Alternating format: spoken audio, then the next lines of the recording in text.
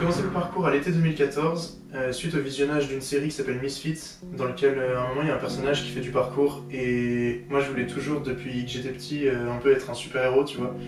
Et en voyant ça, je me suis dit, bah c'est le seul moyen de ressembler à un super-héros dans le monde réel, enfin sans pouvoir, sans truc impossible. Du coup c'est ça qui m'a donné envie de commencer au début. C'est ça, c'est je pense pendant un mois peut-être, j'ai bougé un peu sans connaître le nom parcours, tu vois. Ouais. Et vraiment mon idée c'était de me dire bah, quand je serai fort je mettrai un masque et tout et après j'irai sauver des gens dans la rue et tout. Vraiment j'étais un peu dans ce truc un peu irréel, tu vois, genre fin de l'enfance un peu tardive où j'ai eu un peu du mal à connecter avec la réalité. Et après tout ça c'est en allé quand j'ai découvert un peu David Bell, tout ça, et là j'ai un peu oublié l'idée de super-héros et par contre je me suis juste dit ouais, c'est une culture qui est trop intéressante, une histoire qui est trop intéressante, une communauté super cool et tout. Et tout de suite j'ai eu envie de m'intégrer là-dedans et j'y suis resté. Pourquoi au bout de 7 ans t'es encore en train d'en faire? T'es plus un super... T'as plus envie d'être un super-héros peut-être maintenant? Non, plus du tout. Okay. Non, je suis complètement sorti de tout ça, bah, j'ai grandi, heureusement. Mais je pense que les raisons qui me font rester dans le parcours évoluent au fur et à mesure du temps. Mais je pense que ça m'a donné énormément de confiance en moi. Parce qu'avant, bah, j'étais pas du tout à l'aise avec mon corps, qui était plus un ennemi qu'autre chose, mon corps, tu vois. Et le monde autour aussi était un peu un danger pour moi. Je pense d'ailleurs c'est pour ça que je me renfermais vachement dans l'imaginaire et tout.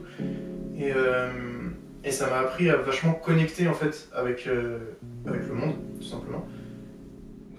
Ce que le parcours m'apporte, ça a vachement évolué en vrai au fur et à mesure des années. Parce qu'au début j'étais vraiment... j'étais un peu dans une guerre ou une bataille face à moi-même un peu, tu vois. Donc je voulais... Ce que je voulais c'était progresser et après je voulais tout exploser, tu vois, mais genre j'y arrivais pas et j'ai jamais vraiment trop réussi, mais et tant mieux peut-être, mais c'est ça que je voulais et du coup bah ça m'a appris je pense à me battre de ouf pour essayer d'arriver à un truc que j'avais en tête, même si j'ai pas atteint du tout le niveau que je voulais quand j'ai commencé. À la fois je dis ça et c'est paradoxal parce qu'en même temps j'ai fait des trucs que j'aurais jamais imaginé faire, tu vois, des exemples.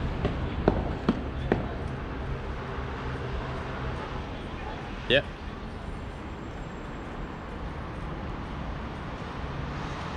Yes, yes, yes, yes. Push, push, push. Yeah, man. Yeah. Fuck. Easy. Je simplifie énormément, mais du coup la dyspraxie, c'est un handicap bah, comme tous les 10, quoi, DYS. Qui consiste à... Enfin, c'est des problèmes de repérage dans l'espace, en fait. Évaluer les distances entre ton corps... Enfin, du coup, il n'y a pas forcément une super bonne perception de ton propre corps, en fait. Et il n'y a pas aussi une bonne perception de ce qui t'entoure. Donc forcément, évaluer la distance entre ta main et un objet, tu vois, ou ce genre de choses, ça peut être compliqué. Et donc, bah, moi, c'était compliqué pour moi, donc... puis même, je me perdais beaucoup. Comme je te disais tout à l'heure, j'étais pas connecté au monde réel en fait, mais je pense que c'était aussi dû à ça en fait. Parce qu'après du coup tu te renfermes en fait. Enfin comme tu vois que tu comprends pas le monde, bah après tu mets une barrière, tu vois. Alors le seul moyen de surmonter un handicap comme ça, je pense, quand tu fais du parcours, bah c'est l'acharnement. Enfin, parce que en gros je suis obligé d'accepter que je sais pas comment dire, ma marge de progression elle est peut-être beaucoup plus faible que quelqu'un d'autre. C'est-à-dire que peut-être que ce sera pas possible de dépasser un certain niveau, mais il faut, bah, tout ce qui est gagné, il faut le prendre en fait. Et à chaque fois que je progresse un peu, bah, je me dis oh, c'est trop cool, je suis déjà un peu meilleur qu'avant et c'est déjà trop bien. Ouais, c'est des putains de... Enfin, c'est des combats à chaque fois, ouais. Chaque saut est un combat quoi. Ouais, carrément. Parce que ouais, j'imagine que si tu te trouves face à un saut, tu te dis... En fait c'est pas... Tu vois pas la distance, juste faut que tu aies confiance en toi et en mode ok bah je sais que je peux l'avoir. Donc faut que je le fasse, enfin, je le lance quoi. Parce que je sais que je l'ai travaillé pendant des centaines de fois et que là je suis sûr que je l'ai quoi. Mais c'est pour ça tu vois que j'ai du mal par exemple dès qu'il y a de la hauteur ou ce genre de choses. L'évaluation du saut elle est plus du tout la même. J'arrive plus... Enfin... Parce que 12 pieds entre deux trottoirs tu vois c'est... Maintenant je réfléchis même plus avant de lancer ça. Mais 12 pieds, même avec 2 mètres de haut tu vois.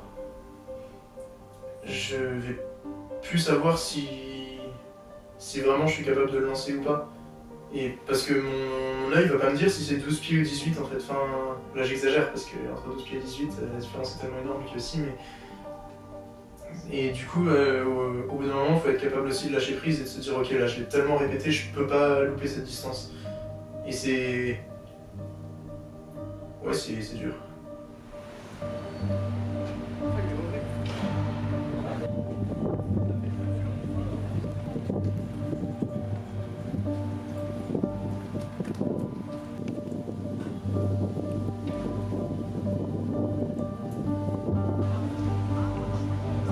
Yep.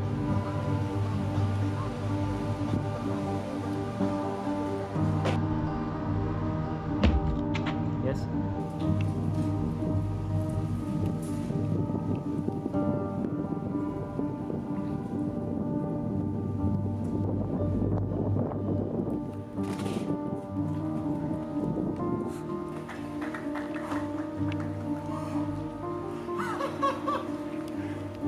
Bien joué, gros.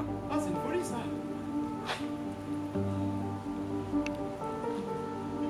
Le parcours, c'est une super arme contre la dyspraxie parce que tu t'apprends vraiment à connecter ton corps et ton esprit au même endroit, au même moment, face à un objet extérieur à toi. Ça te sert tout le temps parce que ça te sert quand tu marches, quand tu montes des escaliers. Enfin, ton corps, t'en as besoin en permanence. Donc apprendre à utiliser ton corps, c'est hyper important, ça te permet de te reconnecter avec le monde réel.